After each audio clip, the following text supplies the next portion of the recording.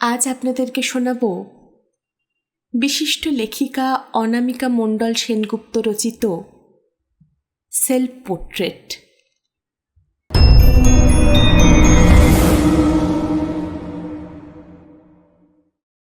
অপরূপ সুন্দর মেয়ে স্নান সেরে কলসি কাঁখে নিয়ে পুকুরঘাট থেকে উঠে আসছে। তার ভেজা শাড়ির ভেতর থেকে যৌবনের জয়গান প্রকট। চুল থেকে ঝরে পড়ছে টুপটাপ জলের ফোঁটা। পিছনে আবির রাঙা অস্তগামী সূর্য আলো আধারির আলপনা এঁকেছে। চারপাশের প্রকৃতিতে আস্তে আস্তে আধার নেমে আসছে। মেয়েটির ঠোঁটের কোণে অদ্ভুত এক প্রসন্নতার হাসি। তার মায়াবী চোখে বিস্ময় আর রোমান্স মিলেমিশে ব্যক্ত করে তুলেছে ছবিটাকে। রং তুলির জাদুকাঠির ছোঁয়ায় ছবিটা যেন ক্যানভাসের উপরে এক জীবন্ত রূপকথা সৃষ্টি করেছে। নিজের সৃষ্টির দিকে তন্ময় হয়ে তাকিয়েছিল বিখ্যাত চিত্রকর শৈবাল মিত্র। এই ছবিটি তাকে প্রথম কোনো আন্তর্জাতিক পুরস্কার এনে দিয়েছিল, তাই ছবিটার প্রতি এক অদ্ভুত ভালোবাসা ওর। দুদিন আগেই সে প্যারিস থেকে প্রদর্শনী শেষ করে ফিরেছে। এবারের প্রদর্শনীতে ওর প্রায় সব ছবি বিক্রি হয়ে গেছে, তাই মনটা বেশ খুশি শৈবালের। আর হবে নাই বা কেন, জল রং হোক বা তেল রং, উভয় ক্ষেত্রেই ওর অনায়াসে বিচরণ। ওর হাতের জাদুতে রং তুলির যুগলবন্দিতে ক্যানভাসের উপরে জীবন্ত হয়ে ওঠে যে কোনো ছবি। মানুষ মুগ্ধ দৃষ্টিতে দেখে ওনার সৃষ্টিকে, তারপর চড়া দামে কিনে নিয়ে যায় সেই সব ছবিকে। আপাতত এখন কদিন একটু বিশ্রাম, তারপর আবার তুলি ধরা। তবে এবার ইচ্ছা আছে সেলফ পোর্ট্রেট আঁকার, একটা নিজের সম্পূর্ণ চেহারার আর কয়েকটা মুখের প্রতিকৃতি। পোর্ট্রেট আঁকিয়ে হিসেবেও কিঞ্চিত নাম আছে শৈবালের, তবে এবারের ছবির বিষয়ে একটু অভিনবত্ব আনার ইচ্ছা আছে ওর। কিন্তু এই কাজটা ঠিক কলকাতায় নিজের স্টুডিওতে বসে এই মুহূর্তে মন চাইছে না। যদি অন্য কোথাও গিয়ে আঁকা যেত, একটু গ্রাম্য এলাকায়। এসব কথা ভাবতে ভাবতে কখন যেন চোখটা বন্ধ হয়ে গিয়েছিল শৈবালের। ঘুম ভাঙল ওর বাড়ির চাকর মধুসূদনের ডাকে। মধুসূদন ওর হাতে একটা চিঠি ধরিয়ে দিয়ে বলল, আজই বিকেলের ডাকে এসেছে। চিঠিটা হাতে নিয়ে শৈবাল বুঝল এটা কোনো অফিসিয়াল লেটার নয়, ব্যক্তিগত চিঠি। এই ইন্টারনেটের যুগে তাকে ব্যক্তিগত চিঠি কে পাঠালো? অবশ্য ফ্যান লেটার সে এখনো অল্প বিস্তর কিছু পায়। বিশেষ করে নববর্ষ বা তার জন্মদিনে আজও অনেকে কার্ড পাঠিয়ে শুভেচ্ছা জানায়। তবে বেশিরভাগই ইমেল বা সোশ্যাল সাইটেই যোগাযোগ রাখেন। তার ফ্যান ক্লাব আর অফিসিয়াল পেজ সোশ্যাল সাইটে বেশ জনপ্রিয়। বেশ কৌতূহল নিয়েই চিঠিটা খাম থেকে খুলল শৈবাল।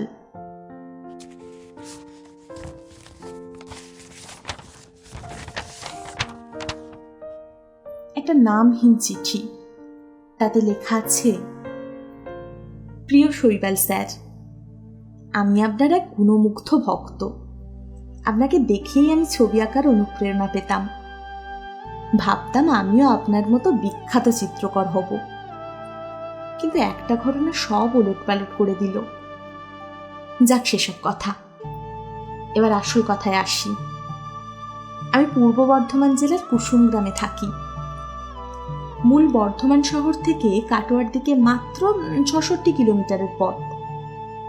আপনাকে তো এর মধ্যে আসতে হবে বর্ধমানে, তখন না হয় এখানে একবার ঘুরে যাবেন। শনিবার করে কুসুম গ্রামে হাট বসে। হাটের পাশে একটা বড় জলাশয় আছে, তার উল্টো দিকে আমি থাকবো। আপনি হাটে এসে জলাশয়ের পাশে দাঁড়াবেন, আমি আপনাকে ঠিক চিনে নেব। তাহলে সামনে শনিবারই দেখা হচ্ছে আপনার সাথে। পুনশ্চ, আপনি যে আত্মপ্রতিকৃতি আঁকবেন বলে মনস্থির করেছেন তা আমি জানি, কিন্তু কলকাতা শহরে বসে সেই কাজ করতে আপনার ভালো লাগবে না, তাও জানি। মনে হয় এখানে আসলে সেই কাজের কিছুটা সুরাহা আপনার হবে। ইতি আপনার এক শুভাকাঙ্ক্ষী। কুসুমগ্রাম, চামুন্ডাতলা, জেলা পূর্ব বর্ধমান। নামহীন এই চিঠিটা পেয়ে হতভম্ব হয়ে যায় শৈবাল। সে যে সেলফ পোর্ট্রেট রাখতে চায় এটা তো কারোর কাছে সে বলেনি। তাহলে কি করে অজ্ঞাত কুলশীল মানুষটি জানলো তার মনের কথা? আর সে নিজেই বা বর্ধমানে যাবে কি করতে? চিঠিটা উল্টে পাল্টে দেখেও তার রহস্য কিছু উদ্ধার করতে পারল না শৈবাল। একটু বিরক্ত হয়েই বিকেলে ছাদের বাগানে ঘুরতে যায় সে। শীত প্রায় শেষ হতে চলল। বরানগরে শৈবালদের বিশাল বড় পৈতৃক বাড়ির নানা মরশুমি ফুলে ভরা ছাদ বাগানটার দিকে তাকিয়ে মনটা ভালো হয়ে যায় শৈবালের। আপন মনে সে ছাদে পায়চারি করতে থাকে। এমন সময় হঠাৎ করেই মোবাইল বেজে ওঠে ওর। ফোন ধরলে ও প্রান্ত থেকে ছোট বোন শুভ্রার গলা ভেসে আসে। উদ্বিগ্ন গলায় সে বলে, এবারে বর্ধমানের একটা অনাথ আশ্রমকে দাদা ঠাকুরের ট্রাস্টি বোর্ড ডোনেশন দেবে। তুই তো বাইরে ছিলি তাই জানিস না। বাথরুমে পড়ে আমার পা ভেঙেছে রে ছোটদা। বড়দা তো এবার দেশেও নেই, তুই যাবি? দাদা ঠাকুরের জন্মদিনের অনুষ্ঠান, অথচ পরিবারের কেউ থাকবে না, সেটাকে ভালো দেখায় বলতো? অসুবিধা যদি না থাকে তো চলে যা না রে। শুভ্রার কথার জবাবে শৈবাল বলে, আচ্ছা যাব। কবে যেতে হবে? শুভ্রা বলে, সামনের শনিবার, সেদিন দুপুরে অনুষ্ঠান। তুই সকালে গিয়ে বিকেলেও চলে আসতে পারিস। এবার শৈবালের গলাটা কেঁপে যায়। উৎকণ্ঠা নিয়েই বলে, আচ্ছা। এরপর ফোনটা কেটে যায়। শৈবালরা ওদের মামার বাড়ির দাদুকে দাদা ঠাকুর ডাকত। তিনি কলকাতার নামকরা ব্যবসায়ী ছিলেন। তিনি মারা যাওয়ার পর তার সম্পত্তির 3 ভাগ উত্তরাধিকারী সূত্রে পায় শৈবালের 3 ভাই বোন। শৈবাল, শৈবালের বোন শুভ্রা আর ওদের মামাতো দাদা। সম্পত্তির বাকি 1 ভাগ উনি জীবিত অবস্থাতেই একটা ট্রাস্টি বোর্ড বানিয়ে সেখানে দান করেন। ওনার ইচ্ছে অনুসারে প্রতি বছরেই কোনো না কোনো অনাথ আশ্রমকে ট্রাস্টি বোর্ডের থেকে মোটা টাকা অনুদান দেওয়া হয়। সাধারণত ওনার জন্মদিনের দিনই এই অনুদানটা দেওয়া হয়। কোথায় কোন অনাথ আশ্রমকে অনুদান দেওয়া হবে সেটা ট্রাস্টি বোর্ড ঠিক করে। ওরা 3 ভাই বোনের মধ্যে কেউ একজন গিয়ে অনুদানটা খালি আশ্রমের হাতে তুলে দেয়। শৈবালের বোন শুভ্রাই বেশিরভাগ যায়, কারণ শৈবালের মামাতো দাদা থাকে বিদেশে, আর শৈবালেরও এক্সিবিশন লেগেই থাকে। ফোনটা আসার পর থেকে আবার শৈবাল ভাবতে থাকে সেই চিঠির প্রসঙ্গ। কি করে ওই নাম না যেন আগন্তুক জানতে পারে যে শৈবালের বর্ধমান যেতে হবে? কথাটা মনে আসাতে শৈবাল একবার ভাবে না করে দিই, কিন্তু পরক্ষণেই আবার দাদা ঠাকুরের কথা মনে পড়তে আর না করতে পারে না সে। সত্যি কত ভালোবাসতেন উনি ওদের, অথচ ওনার জন্মদিনের অনুষ্ঠানে ওদের পরিবারের কেউ থাকবে না, এটা ভাবতেই ওর খারাপ লাগে। তারপর মনকে শক্ত করে নিয়ে ভাবে, না, যাব বর্ধমান। শনিবার সকাল হতেই গাড়ি নিয়ে বেরিয়ে পড়ল শৈবাল। বাড়ি থেকে বেরিয়ে নিবেদিতা সেতু পার হয়ে ডানকুনি ছাড়িয়ে হাইওয়ে দিয়ে যখন গাড়ি ছোটালো সে, তখন শীতের সূর্য সবে কুয়াশার চাদরের ওম সরিয়ে অল্প অল্প করে কিরণ দেওয়া শুরু করেছে। বেলা 9টার মধ্যেই বর্ধমান শহরে পৌঁছে গেল শৈবাল। মোটামুটি একটা ভালো রেস্টুরেন্ট দেখে প্রাতরাশ সেরে রওনা হলো শহরের সেই উপকণ্ঠে সেই অনাথ আশ্রমে। অনাথ আশ্রমের অনুষ্ঠানটা শেষ হতে হতে দুপুর 3টে বেজে গেল। শীতের শেষে বেলা একটু একটু করে বড় হচ্ছে। অনাথ আশ্রম থেকে শৈবালকে সাম্মানিক উত্তরীয় ফুলের তোড়া ছাড়াও একটা বই উপহার হিসাবে দিয়েছে। বইটা শৈবালের পড়া, এক চিত্রশিল্পীর প্রবঞ্চনার কাহিনী। বইটা হাতে নিতেই একটা অদ্ভুত রকম অস্বস্তি পেয়ে বসে ওকে। তিতকুটে মেরে যাওয়া মন নিয়েই বাড়ি ফেরার জন্য গাড়ির চালকের আসনে বসে সে। গাড়ি স্টার্ট দেওয়ার পরেই শৈবালের মনে পড়ে সেই চিঠির কথা। আরে, আজই তো শনিবার, যাবে না কি ওদিকে? তারপর ভাবে, ধুর, কে যায় ওখানে? কিন্তু কি যেন একটা অদৃশ্য শক্তি ওকে চালনা করতে লাগলো। মোবাইল খুলে দেখে বর্ধমান থেকে কাটোয়ার দিকে 66 কিলোমিটারের মতো গেলেই কুসুমগ্রাম। সময় লাগবে ওই ঘন্টা দুয়েকের মতো। মনের গ্লানি কাটাতে ভাবে, গিয়েই দেখি না, কাউকে যদি না পাওয়া যায় তো কলকাতায় ফিরে যাব। একটু ঘোরাও হবে, তবে খুব বেশি না। একটা কৌতূহলের সাথে অ্যাডভেঞ্চারের নেশা পেয়ে বসে শৈবালকে। ঝোঁকের মাথায় গাড়ি ঘুরিয়ে কাটোয়া রোডে এসে পড়ে সে। লং ড্রাইভ শৈবালের খুব পছন্দ। হাতে তেমন কাজ না থাকলে প্রায়ই সে গাড়ি নিয়ে এদিক ওদিক বেরিয়ে পড়ে। আর সেখান থেকেই অনেক সময় মেলে ছবি আঁকার ভাবনা। তার প্রথম আন্তর্জাতিক পুরস্কার পাওয়া ছবিটাই তো এই রকম। একবার লং ড্রাইভে মুর্শিদাবাদের জলঙ্গিতে গিয়ে পরন্ত বিকেলে এক অপরূপ সুন্দরী গ্রাম্য মহিলাকে স্নান করে উঠে আসতে দেখেছিল। তারপরেই ওই ছবিটা এঁকেছিল শৈবাল। এইসব কথা ভাবতে ভাবতে গাড়ির গতি বাড়ালো সে। শীত প্রায় শেষের পথে। এরপরই সূর্য আস্তে আস্তে তার রক্ত চক্ষু দেখানো শুরু করবে। পথের দুপাশের ক্ষেত, গাছপালা, মানুষজন, এসব দেখতে দেখতে কখন যে পশ্চিম আকাশে কালো মেঘ ঘনিয়ে এসেছে তা খেয়ালই করেনি শৈবাল। পথ যখন আর 2 কিলোমিটারের মতো বাকি, তখনই দুপুরের সূর্য কালো মেঘের আস্তরণে ঢেকে গেল। রাস্তার ধুলো পাক খেয়ে উপরে ওঠা শুরু করলো। তারপর কুসুমগ্রামের হাটে ঢোকার আগেই ঝড়টা শুরু হলো। তার সাথে তুমুল বৃষ্টি। শৈবাল অসহায়ের মতো গাড়িটাকে রাস্তার এক কোণে দাঁড়িয়ে রেখে তার ভেতরে বসে রইল।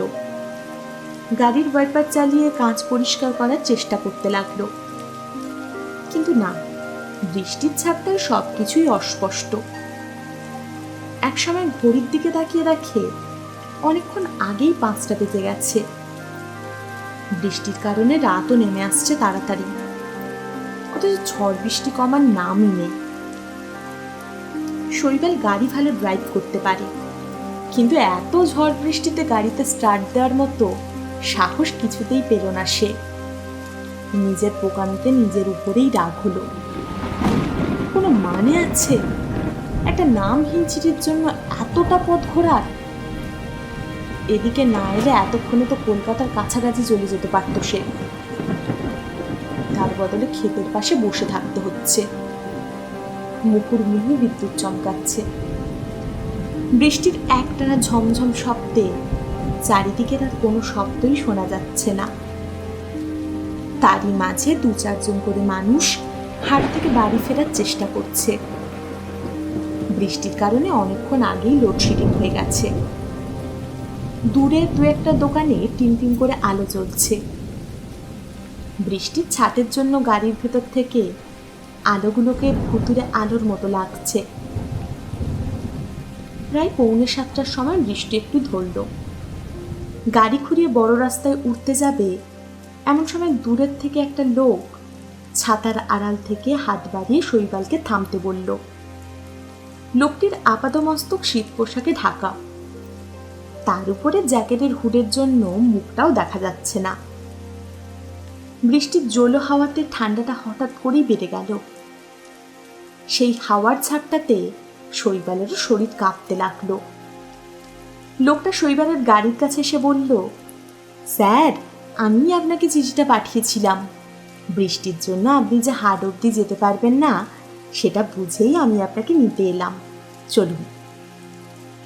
বলে গাড়ির পিছনের দরজার কাছে চলে এলো লোকটা।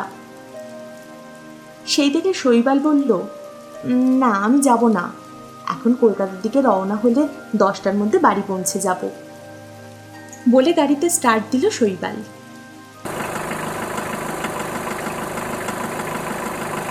সেই দেখে লোকটা বলল, কি করে যাবেন? ওই দেখুন, আপনার সামনে আর পিছনে বড় রাস্তার দুদিকেই গাছ পড়ে আছে, গাড়ি যাওয়ার রাস্তা কোথায়? এমন সময় কড়কড় করে খুব কাছে কোথাও একটা বাজ পড়ল।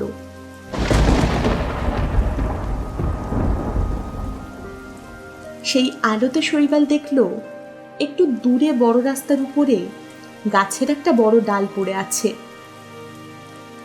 গাড়ির লুকিং গ্লাস দিয়ে ইন্ডিকেটরের মৃদু আলোয় দেখল পিছনের দিকেও গাছের ডাল পড়া।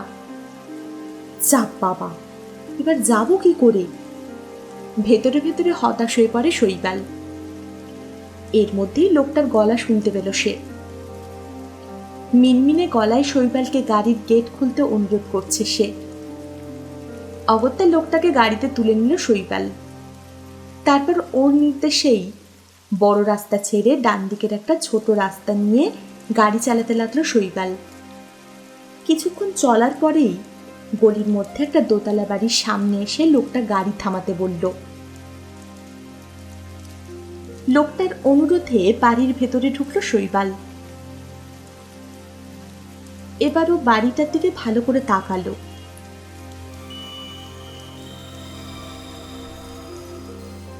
কি অন্ধকার রে বাবা! সামনের টানা বারান্দা পার হয়ে লোকটার পিছন পিছন উপরে যাবার সিঁড়ির মুখে দাঁড়ালো ওরা। এবার শৈবাল প্রশ্ন করে, তোমার নামটা তো বললে না?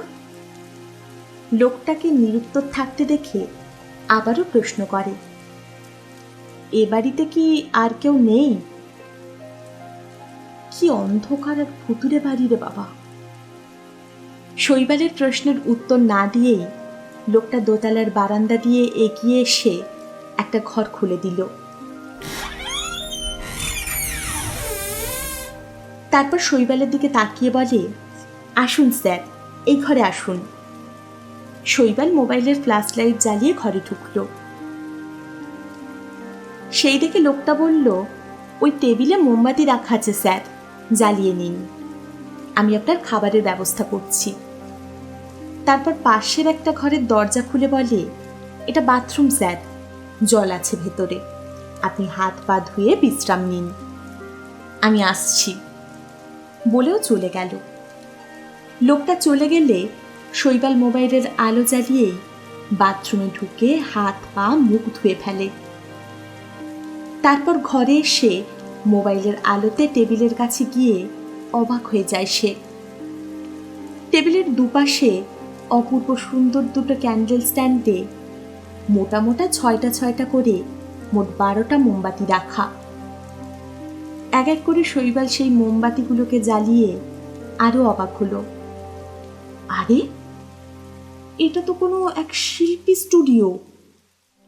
টেবিলের উপর প্যালেট, রং, তুলি। রংগুলো হাতে নিয়ে সে দেখল রংগুলো সব লন্ডনের উইনসন কোম্পানির। এই কোম্পানির রং দিয়েই তো বিগত কয়েক বছর ধরে আঁকছে শৈবাল। শুধু শৈবাল কেন, অনেক নামকরা আর্টিস্টই তো এই কোম্পানির রং ব্যবহার করে। রংগুলো দেখতে দেখতে হঠাৎ করে সামনে তাকায় ও। আরে, একটা ক্যানভাসও তো রয়েছে। এইরকম ক্যানভাসেই তো শৈবাল সেলফ পোর্ট্রেট আঁকবে বলে মনস্থির করেছিল। মোমবাতির আলোয় ঘরে এক অদ্ভুত আলো আঁধারি সৃষ্টি করেছে। এমন সময় শৈবালের নজর ক্যানভাস ছাড়িয়ে আরো সামনে চলে গেল। আরে, এখানে তো একটা বেলজিয়াম গাছের বড় আয়নাও রয়েছে। তন্ময় হয়ে সেদিকে তাকিয়ে থাকতে থাকতে অদ্ভুত এক নেশা লেগে যায় শৈবালের। বৃষ্টি অনেকক্ষণ আগে থেমে গেছে। আজ বোধহয় পূর্ণিমা। জানালার পাশের বড় গাছটার মাথায় রূপোর থালার মতো চাঁদ উঠেছে। সেই প্রতিবিম্ব পড়েছে উল্টো দিকে রাখা ক্যানভাসের সামনের আয়নার উপরে। শুধু তাই নয়, তার সাথে শৈবালের ছায়াও পড়েছে আয়নার উপরে। মোমবাতি আলোয় আয়নার প্রতিবিম্ব দেখে স্তম্ভিত হয়ে যায় শৈবাল। মনে মনে এইরকমই তো একটা প্রেক্ষাপট কল্পনা করেছিল সে। আত্মপ্রকৃতির মাঝে মুক্ত হয়ে থাকবে প্রকৃতি, ভাবনার সেই বৈচিত্র্যই ধরা থাকবে তার ক্যানভাসে। ইস, যদি এখন আঁকা শুরু করা যেত। সঙ্গে সঙ্গে দরজাটা খুলে যায়, আর এই লোকটা ঘরে ঢোকে। শৈবালকে দাঁড়িয়ে থাকতে দেখে বলে, নিন স্যার, শুরু করুন। আপনার জন্যই তো এই ক্যানভাস রং তুলি আনা। তারপর বলে, আঁকা শেষ না হওয়া পর্যন্ত আমি অপেক্ষা করছি। শৈবাল আর কথা বলতে পারল না। চুম্বকের মতো ওকে ক্যানভাসটা যেন টানছে। টেবিলের সামনে গিয়ে ও হাতে তুলে নিল রং, তুলি, ইজেল। তারপর আঁকা শুরু করল। ঝড়ের গতিতে এঁকে চলেছে শৈবাল। যে করেই হোক, আজ রাতেই চাঁদ আকাশের মাথায় থাকতে থাকতেই শেষ করতে হবে আঁকাটা। বাহ্যজ্ঞান শূন্য হয়ে আঁকতে থাকে শৈবাল।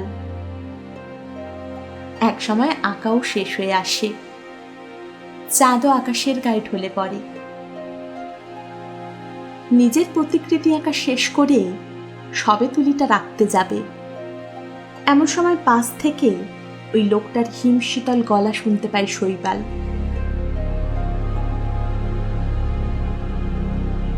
যাক শৈবালদা, আঁকাটা শেষ অবধি শিখেছ তাহলে। শৈবাল চমকে তাকায় সেই দিকে। এ কি শ্যামল, তুই? শৈবালের দিকে ক্রুদ্ধ দৃষ্টি হেনে শ্যামল বলে, চিনতে পেরেছ তাহলে? শৈবাল অস্পষ্ট স্বরে বলে, হ্যাঁ, এটা তোর বাড়ি। কিন্তু আমি যে শুনেছিলাম তুই। থেমে যায় শৈবাল। ওদিক থেকে হিমশীতল গলায় শ্যামল বলে, ঠিকই শুনেছ, আমি আত্মহত্যাই করেছিলাম। কথাগুলো শেষ হতেই এক টানে মাথার হুডটা খুলে ফেলে শ্যামল। সেদিকে তাকিয়ে শৈবাল দেখে শ্যামলের মাথার একদিক ফেটে রক্ত পড়ছে। মুখটা একদিকে থেতলে গিয়ে চোখটা খুবলে বের হয়ে এসেছে। শৈবাল আর পারল না, ভয়ে চোখ বন্ধ করে। শ্যামল ঘর ঘরে গলায় বলতে লাগলো, এই দিনটার জন্যই আমি অপেক্ষা করেছিলাম শৈবাল দা। শৈবাল ভয়ে থরথর করে কাঁপতে থাকে। এই ঘটনাটা ও ভুলতে চাইছিল, সেটা আবার মনের মাঝে এসে আলোড়ন তোলে ওর। তখন শৈবাল সবে আর্ট কলেজ পাশ করেছে। দাদুর পয়সায় দু একটা নাম করা হল বুক করে এক্সিবিশনও করেছে, কিন্তু হালে পানি পায়নি। তখন ও ঠিক করে বিদেশে যাবে প্রদর্শনী করতে। কিন্তু ওর যা আঁকা, তাতে বিদেশেও খুব একটা নাম হয়তো হবে না। তখনই আর্ট কলেজে ওর থেকে 1 বছরের জুনিয়র শ্যামলের সাথে আলাপ হয়। শ্যামলের আঁকার হাত দারুণ। শৈবাল শ্যামলকে বলে ওর কটা ছবি দিতে। ও সেগুলো বিদেশের প্রদর্শনীতে দেবে, আর বিক্রির টাকা শ্যামলকে দেবে। গ্রাম্য সরল শ্যামল শৈবালকে বিশ্বাস করে নিজের ছবি তুলে দিয়েছিল শৈবালের হাতে। আর শৈবাল নিখুঁত কায়দায় শ্যামলের নাম তুলে দিয়ে নিজের নামে ছবিগুলো চালিয়েছিল। তারপরে অবশ্য কয়েক বছর বিদেশে থেকে নিজের আঁকার ভুলগুলো শুধরিয়ে নিয়ে খুব দ্রুত আর্টিস্ট হিসাবে নাম করে সে। পুরনো ঘটনা মনে করে থরথর করে কেঁপে ওঠে শৈবাল। ওর গলা দিয়ে কোনো স্বর বের হয় না। দ্রুত দৌড়ে ঘর থেকে বের হতে যায়। কিন্তু দুটো হাতের কঙ্কাল বজ্র মুষ্টিতে শৈবালের টুটি চেপে ধরে হিড়হিড় করে টেনে ক্যানভাসের সামনে নিয়ে আসে। সেই হিম শীতল স্পর্শে প্রায় মূর্ছা যাবার মতো অবস্থা হয় শৈবালের। তাও শ্যামলের বিভৎস মুখের দিকে তাকিয়ে বলে, আমাকে ছেড়ে দে ভাই, আমি তো তোকে সাহায্য করেছিলাম। সেই শুনে শ্যামল বলে, হ্যাঁ করেছিলে, ফাইনাল পরীক্ষার ফিসটা দিতে পারছিলাম না, তখন তুমিই দিয়েছিলে সেটা, কিন্তু তার জন্য তো নিয়েও ছিলে অনেক কিছু। ওই যে ছবিটার জন্য প্রথম আন্তর্জাতিক পুরস্কার পেলে, যেই ছবিটা আজও তোমার শোবার ঘরে ঝোলে, ওটা তো আমারই আঁকা, তাই না শৈবালদা? জলঙ্গিতে দিদির বাড়িতে গিয়ে আমার ভালোবাসা হয় চাপার সাথে। আমার সেই ভালোবাসাটাকেই ওই ছবিতে আমি ফুটিয়ে তুলেছিলাম। তুমি সেটাকেও ছাড়লে না, জোর করে নিয়ে গেলে, বললে বিদেশের প্রদর্শনী, তাই চাপা জানবে কি করে। আমিও লোভে পড়ে ছবিটা দিয়ে দিলাম, অথচ দেখো ছবিটার জন্য তুমি পুরস্কার পেলে, তাই সেই ছবি পেপারে ছাপা হয়ে গেল, আর সংবাদপত্রের প্রথম পাতায় নিজের ভেজা শাড়ি গায়ে স্নানের ছবি দেখে লজ্জায় ঘৃণায় আত্মহত্যা করলো চাপা। যে ছবি ছিল আমাদের একান্ত দুজনার, তা দেখে ফেললো সারা পৃথিবীর মানুষ। আমার ছবি তোমার নামে চড়া দরে বিক্রি হচ্ছে, অথচ অর্থ কষ্টে আমার ভাত জুটছিল না, তার সাথে প্রেমিকার অকাল মৃত্যু। সবকিছু মিলে হতাশার শেষ সীমায় পৌঁছেছিলাম আমি। শেষে একদিন এই বাড়ির ছাদ থেকেই মারলাম ঝাঁপ, তারপর সব শেষ। কথাগুলো বলার সময় শ্যামলের বিভৎস মুখটাও করুণ হয়ে এলো। গলার বিষণ্ণতা ফুটিয়ে শ্যামল বলল, কেন শৈবালদা, তুমি তো খারাপ আঁকতে না, তারপর তোমার অর্থ বলও আছে, তাহলে চটজলদি সাফল্য পাওয়ার জন্য চুরি করলে কেন? শৈবাল হাত জোর করে বলে, আমাকে মাফ করে দে ভাই। শ্যামল এবার হাসতে শুরু করলো। সেই হাসি আস্তে আস্তে অট্টহাস্যে পরিণত হলো। একসময় হাসি থেমে গেল। শ্যামল আস্তে আস্তে হাত দুটো বাড়িয়ে দিয়ে ক্যানভাসের সামনে দাঁড়িয়ে থাকা শৈবালকে দুহাত দিয়ে ধরে তুলে নিল। তারপর টেনে নিয়ে এলো শৈবালের পোর্ট্রেটের সামনে। এরপর জোর করে ধরে চিপকে দিল সেই পোর্ট্রেটটার মধ্যে। শৈবাল বন্দী হয়ে গেল তারই আঁকা আত্মপ্রতিকৃতির ভেতরে। হাত পা নাড়িয়ে ছটপট করতে চাইল, কিন্তু না, ক্যানভাস থেকে আর বের হতে পারল না সে। রাত শেষ হয়ে এলো। চাঁদ তার জ্যোৎস্না ছড়িয়ে ক্লান্ত হয়ে আকাশের বুকে মুখ লুকোলো। একসময় পূব আকাশে সূর্যের প্রথম কিরণ পরিত্যক্ত ভাঙা বাড়িটার গায়ে এসে পড়ল। বিখ্যাত চিত্রশিল্পী শৈবাল মিত্রের রহস্যময় অন্তর্ধানে নড়ে চড়ে বসেছে পুলিশ প্রশাসন। কিন্তু না, শৈবালকে আর খুঁজে পাওয়া গেল না। জলজান্ত একটা মানুষ কর্পূরের মতোই উপে গেল। কদিন পরে পাড়ার একটা ছেলে শৈবালের গাড়িটা দেখতে পেয়ে পুলিশে খবর দেয়। পুলিশ এসে পরিত্যক্ত পুরো বাড়ির কাছে শৈবালের গাড়িটা দেখে অবাক হয়ে যায়। লোকাল থানার বড়বাবু তার স্থানীয় কয়েকজন মানুষকে নিয়ে ওই বাড়িতে ঢোকে তদন্ত করতে, কিন্তু না, শৈবালের চিহ্ন মাত্র পাওয়া যায় না। সবশেষে দোতলার আঁকার ঘরে যায় ওরা।